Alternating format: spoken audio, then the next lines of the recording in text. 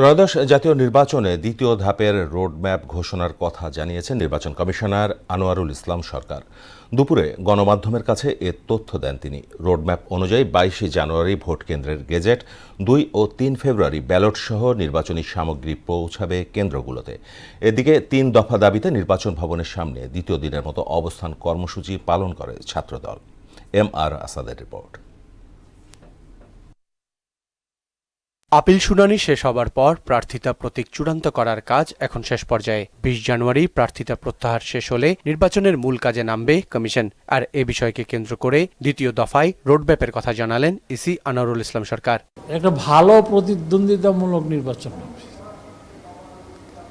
এবং যে সমস্ত প্রার্থীরা এসেছেন তাদের বক্তব্য তাদের স্ব পক্ষে যেভাবে রেখেছেন, ভোটের মাঠেও তারা সেইভাবে কে কাকে হারাতে পারবে, কে কিভাবে জিতবে, সেজন্য জনগণের কাছে যাবে, ভোটারদের কাছে যাবে। এতে করে একটা সুন্দর নির্বাচন হবে বলে নির্বাচন কমিশন মনে করে। ২৮ জানুয়ারি আইন শৃঙ্খলা বাহিনীর সঙ্গে হবে বিশেষ বৈঠক। এরপরে চূড়ান্ত করা হবে অর্থ বরাদ্দ।